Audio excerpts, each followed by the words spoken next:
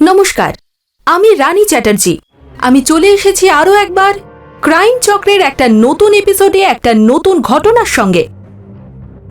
পরিবার হলো মানুষের শক্তি। খারাপ এবং ভালো সময় সবসময় পাশে থাকে শুধুমাত্র পরিবার। সমাজের হাত থেকে মানুষকে পরিবার বাঁচাতে পারে, কিন্তু যখন পরিবারের ভিতরেই আবর্জনা ভর্তি থাকে তখন তার হাত থেকে কি করে বাঁচা যায়? এমনই একটা ঘটনায় যেখানে নিরালি তার দিদি এবং জামাইবাবুর সঙ্গে তাদের বাড়িতে থাকে। যেখানে একটা মেয়ের সব থেকে সুরক্ষিত থাকা উচিত, সেখানেই তার সঙ্গে দুর্ব্যবহার করা হয়। সেই সরল মেয়েটা জানতেই পারেনি যে তার নিজের লোকেরাই তার বিষয়ে কি চিন্তাভাবনা রাখে।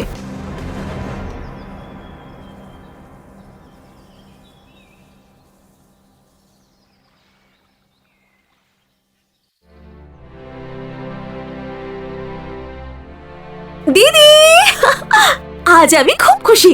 কলেজে আমি সেকেন্ড হয়েছি। এই দেখো। আমিও তোর জন্য খুব খুশি, কিন্তু এই কথাটা তুই সকাল থেকে 10 বার বলেছিস। তাতে কি হয়েছে দিদি? এত ভালো কাজ করেছি আমি একটা। বলো তো কে? কে? দিদি কে? দিদি বলো না। না, তুমি নিজেই দেখে নাও। জামাই বাবু, তুমি তুমি তো ভয় পাই দিয়েছিলে আমাকে। তুমি জানো, গোটা কলেজে আমি সেকেন্ড হয়েছি। আরে বাহ, এ তো খুব ভালো খবর। হ্যাঁ, আমি ওর এই কথাটা সকাল থেকে শুনে শুনে ক্লান্ত হয়ে গেছি। আমি বাবা রান্না করতে গেলাম, তুমি শোনো ওর কথা এবার। হ্যাঁ, তুমি যাও। আর এই আনন্দের খবর শুনে আমি তোমার জন্য নিয়ে এসেছি তোমার ফেভারিট চকলেট। Wow, chocolates! তুমি সত্যি আমার কথা ভাবো জামাই বাবু। আরে, আমার শ্বশুর শাশুড়ি তোমার দায়িত্ব আমাকে দিয়েছেন, সেটাই আমি পালন করছি। হ্যাঁ, তা তো বটে। খাও।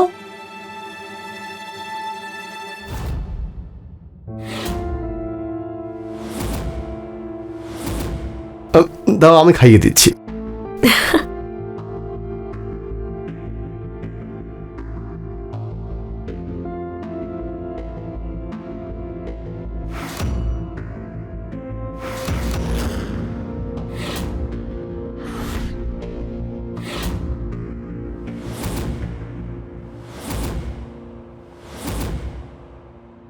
আরে নিরালি, এখানে বসে তুই চকলেট খাচ্ছিস?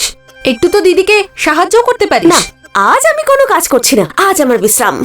একদমই ঠিক বলেছেন। আরে তোর বিশ্রামের নয়, কাজের প্রয়োজন এখন। মায়া, আজকে রান্না তুমি করো। নিরালির সঙ্গে আমি একটু গল্প করব।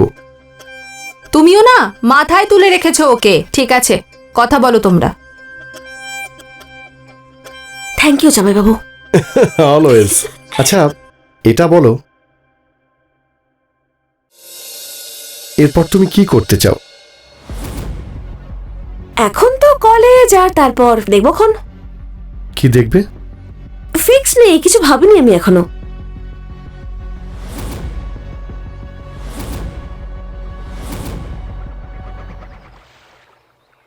ওয়াও, কি সুন্দর সুন্দর শাড়িগুলো। এই শাড়িটা তো দারুণ দেখতে। আরে নিরালি, কোথায় যাচ্ছিস এত সেজেগুজে? ফ্রেন্ডের বাড়িতে পার্টি আছে দি, একটু দেরি হবে আসতে। তুই কোথাও যাবি না, যা গিয়ে চেঞ্জ করে নে। জামাই বাবু দেখো না, আমি কি রোজ যাই নাকি? আমার সব ফ্রেন্ডরা আসছে। আরে ছাড়ো না মায়ান, আজকের দিনটাই তো। রোজ রোজ কি পার্টি হয় নাকি?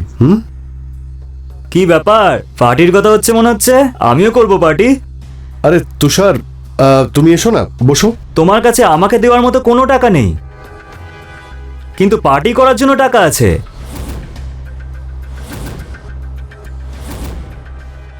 সরি তুষার, ওই তুমি আমাকে 1 সপ্তাহ মতো সময় দাও, আমি তোমার সমস্ত টাকা পয়সা ফিরিয়ে দেব, প্লিজ। ঠিক আছে, দেখা যাক। ঠিক আছে। থ্যাংক ইউ ভাই। জামাই বাবু, আমার দেরি হয়ে যাচ্ছে, একটু ছেড়ে দেবে আমায় প্লিজ? হ্যাঁ, তুষার তুমি বসো, আমি এক্ষুনি আসছি। চলো। এমনিতেও আমার কোনো তাড়াহুড়ো নেই। আমি এক্ষুনি ঠিক আসছি। আছে। আর বৌদি কেমন আছেন? তুমি এসে বসো না এখানে।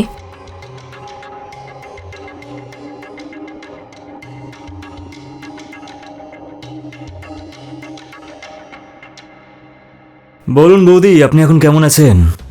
আমি তো ভালোই আছি, কিন্তু তুমি তুমি তো সবসময় টাকা চাইতেই আসো। কখনো আমার কথাও তো জিজ্ঞেস করতে পারো। আরে আজকে তো আমি আপনার জন্যই এসেছি। এমনি তো আজকে বাড়িতে কেউই নেই, হুম। তাহলে ভালো করে জিজ্ঞেসই করিনি আপনি কেমন আছেন। নিরালি, আমি তুষারকে বসতে বলে ভুল করলাম না তো? আমি ঠিক বুঝলাম না, একথা কেন বলছো? চলো গিয়ে একবার দেখি, এসো।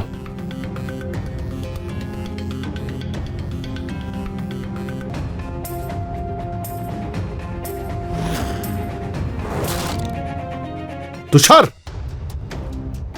তুই এটা কি করছিস?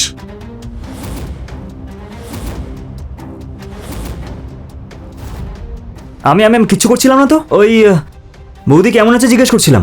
আমি সব দেখেছি, কি জিজ্ঞেস করছিলি? আর তুমিও খুব মজা নিচ্ছিলে না? চল বেরো এখান থেকে, আর কোনোদিন তোর মুখ দেখাবি না। চল। তুই কিন্তু খুব খারাপ কাজ করলি, তোকে এর জন্য ভুগতেই হবে। চুপচাপ চলে যা, আর কোনোদিন তুই এই বাড়িতে আসবি না, না হলে পুলিশে কেস করব।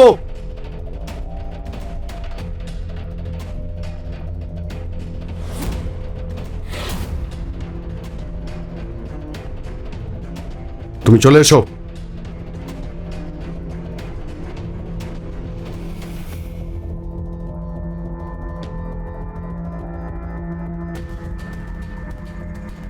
শালা হারামি কোথাকার, পুরো মুখটাই ঘেঁটে দিল। জামাই বাবু, তুমি মাথা ঠান্ডা করো না। দিদি হয়তো ভুল করে ফেলেছে, বা তুমি হয়তো বুঝতে ভুল করেছো। আরে না, তুষার 1 নম্বরের হারামি। আমার বউয়ের সঙ্গে নোংরামি করার সাহস পেল কি করে? দেখো, এবার কিন্তু শান্ত হও তুমি, না হলে আমার পার্টিও মাটি হয়ে যাবে। হ্যাঁ, তুমি ঠিকই বলছো। তাড়াতাড়ি ফিরতেও তো হবে আমাকে, তুমি একটু এগিয়ে দেবে আমাকে। চলো। চলো।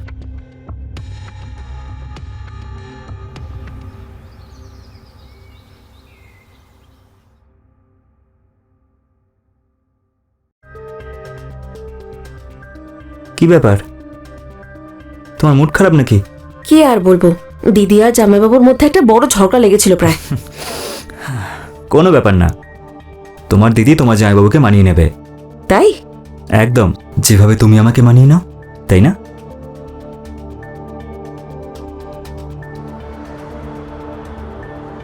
ক্লাস কিরকম চলছে তোমার? চলছে ভালোই। তোমাকে ছাড়তে আমার ইচ্ছাই করে না, এক্ষুনি তোমার জামাইবাবু চলে আসবে। নবীন, ওসব তো ঠিক আছে, তবে এরকম লুকিয়ে লুকিয়ে কতদিন দেখা করব? আর বেশি দিন নয়। বাড়িতে কথা বলবো তোমার ব্যাপারে? না, আমি নিজেই তোমার জামাইবাবু আর দিদির সাথে কথা বলবো। কিন্তু তাড়াতাড়ি। তুমি টেনশন নিও না, আমি আছি তো।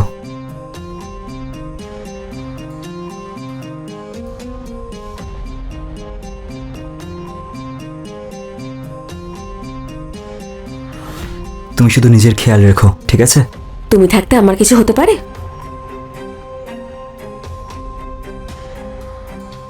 জামাইবাবু, তুমি চলো। তুমি তো আজ টাইমের আগেই চলে এলে। নমস্কার।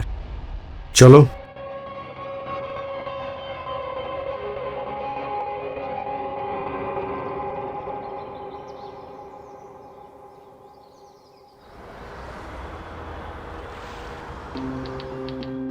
এ নাও তোমার চা।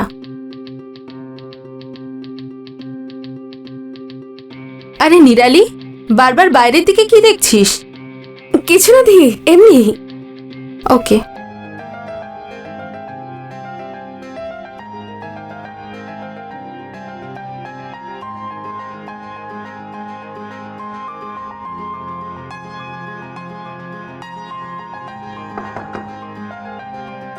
আগে নমস্কার। হ্যাঁ বলুন, কাকে খুঁজছেন? দিদি, ও হলো আমার বন্ধু নবীন। এসো ভেতরে। এসো। এসো, বসো।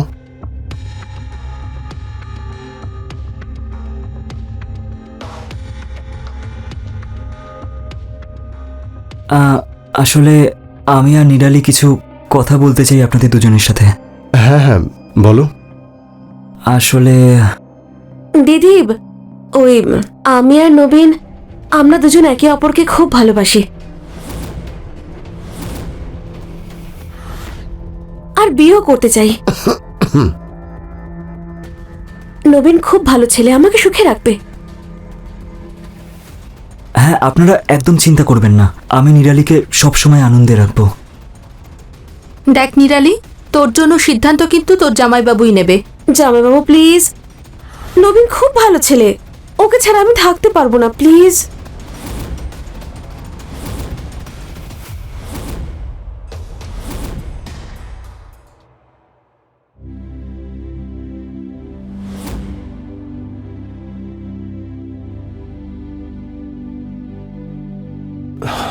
তুমি যখন এই ছেলেকেই বেছে নিয়েছো, নিশ্চয়ই ভালোই হবে।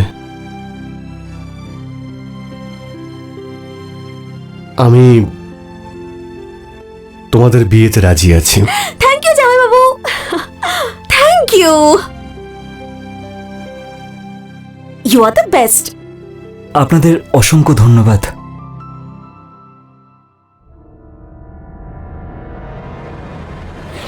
দিলখুশ নিজেকে এতটাই শয়তানে পরিণত করেছিল যে ও ভুলে গিয়েছিল ও নিরালির দিদির স্বামী। আর যখন নিরালি অন্যজনের সঙ্গে এতটাই খুশি রয়েছে, তখন ও সেটা সহ্য করতে পারছে না। নিরালির খুশি হওয়াই স্বাভাবিক, কারণ ও যাকে ভালোবাসে খুব তাড়াতাড়ি তাকে বিয়ে করার স্বপ্ন দেখছে। কিন্তু দিলখুশ এই কথায় খুশি হয়নি। ওর মাথায় অন্য কোনো প্ল্যান চলছিল। এই ধরনের লোকেরা যা খুশি তাই করতে পারে। নিরালি তো জামাইবাবুকে নিজের সবথেকে ভালো বন্ধু মনে করে, কিন্তু দিলখুশ তাকে কি মনে করে সে কথা নিরালি জানত না। কারণ ও যদি জেনে ফেলতো তাহলে হয়তো সহ্য করতে পারত না।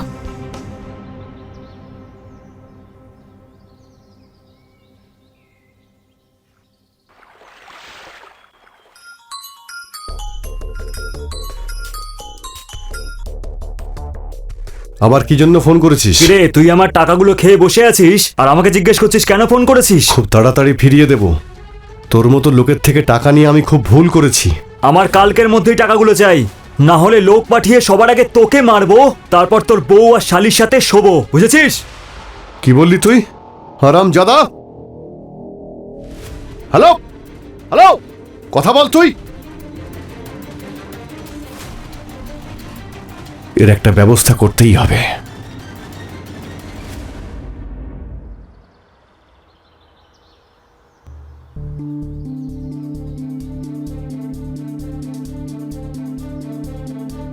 কি ব্যাপার জামাইবাবু, আপনি আমাকে এরকম জায়গায় কেন ডাকলেন?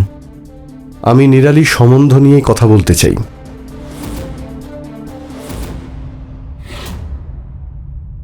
হ্যাঁ বলুন না। যেদিন থেকে ওর বাবা আর মা মারা গেছে, ও আমাদের সঙ্গেই থাকে, তাই ওকে আমরা খুব ভালোবাসি। হ্যাঁ, নিরালি বলতো আপনাদের ব্যাপারে, আপনি খুব খেয়াল রাখেন ওর। একদমই ঠিকই বলেছে ও। এত বছর ধরে আমাদের কাছে আছে, কিন্তু আমার সঙ্গে ও এখনো শোয়নি। আর তুই সেদিনের একটা ছোকরা আমার শালিকে বিয়ে করে ওর সঙ্গে শুতে চাস? হ্যাঁ, আপনি কি সব কথা বলছেন? তুই নিরালির থেকে দূরে থাক, ও শুধুমাত্র আমার। আমি কখনো ভাবতেও পারিনি আপনি নিজের শালির ব্যাপারে এরকম খারাপ কিছু ভাবতে পারেন।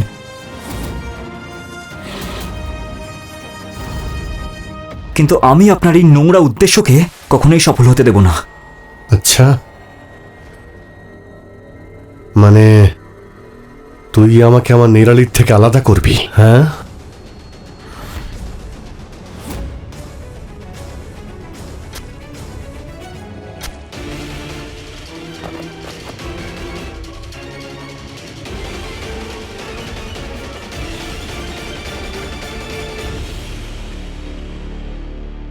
তুমি তুমি এখানে কি করছো? আমি তো এখানে টাকা চাইতে এসেছিলাম, কিন্তু এসে তো অন্য কিছু দেখলাম। দেখ ভাই, তুই এখানে যা কিছুই দেখেছিস কাউকে বলবি না। দেখ, আমি তোর টাকা দ্বিগুণ সুদের সমেত ফিরিয়ে দেব। হ্যাঁ, সেটা তো ঠিক আছে, কিন্তু আমার একটা শর্ত আছে। তুই নিজের বউ আর শালিকে আমার কাছে এক রাতের জন্য পাঠিয়ে দে। তোর সব টাকা আমি ছেড়ে দেবো। আর ভাববো তোকে আমি কোনো টাকাই দিইনি। তোকে তো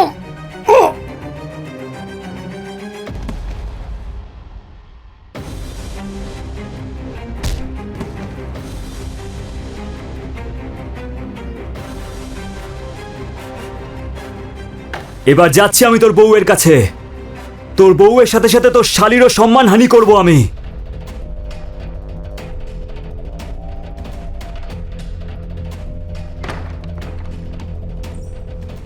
মায়া, কোথায় আছো? বাইরে এসো। তুমি? হ্যাঁ, আমি এক্ষুনি তোর স্বামীকে ওপরে পাঠিয়ে এসেছি। এবার তোর আর আমার মধ্যে আর কেউ আসবে না। তুমি ভুল করছো, ছাড়ো আমাকে। দিদি, দিদি কি করছো কি? ছাড়ো ওকে, ছাড়ো, ছাড়ো, তুইও মাখনের থেকে কোনো অংশে কম নয়, একদম নরম তুল। ছাড় বলছি, নইলে কিন্তু ভালো হবে না। ছাড় বলছি। হ্যাঁ তো ধর না। এমনিতেও তোর বয়ফ্রেন্ড মরে গেছে, তোর জামাইবাবু মেরেছে। কি হয়েছে নবীনের? আর এমনি তো তোর একজন পুরুষ মানুষের প্রয়োজন, তাই আমি এসে গেছি। ছাড় দিদি, হ্যাঁ দিদি।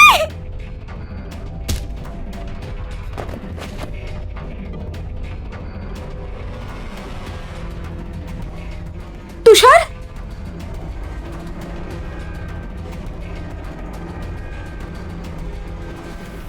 দিদি কোনো রেসপন্স পাচ্ছি না। দিদি ও মরে যায়নি তো? মরে যাওয়াই ভালো এই শয়তানটার। এটা কি করলাম আমরা?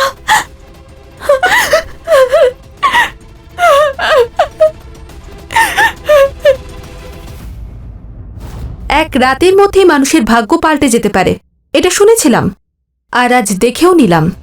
মায়া আর নিরালির হাসি খুশি জীবনটা শেষ হয়ে গেল। এমন আরও কিছু হয়েছে যা হয়তো কল্পনাও করা যায় না। যদি সময় থাকতে থাকতে দিলখুশ নিজেকে সামলে নিতে পারত, তাহলে হয়তো আজকের এই ঘটনাগুলো ঘটতো না। মায়া যা করেছে তা নিজের সরল বোনের সম্মান রক্ষার্থে করেছে, কিন্তু যেটা হলো সেটা তো ঠিক হলো না। তুষার নিরালির উপর জোর খাটাচ্ছিল, যার শাস্তিও পেল। এখন কি হবে এই ভেঙে যাওয়া পরিবারের পরিণতি? এটা তো মাত্র একটা ঘটনা। আবেগে ভেসে গিয়ে না জানি কতই না লোক এই ধরনের ভুল করে ফেলে, যার জন্য নিজেরাই বিপদে পড়ে যায়, যেখান থেকে আর ফিরে আসতে পারে না। সামান্য সতর্কতা আর আপনার সুরক্ষা। আমি রানী এখন আপনাদের কাছ থেকে বিদায় নিচ্ছি। খুব তাড়াতাড়ি দেখা হচ্ছে ক্রাইম চক্রের একটা নতুন এপিসোডে, একটা নতুন ঘটনার সঙ্গে। সতর্ক থাকুন, সুরক্ষিত থাকুন। জয় হিন্দ।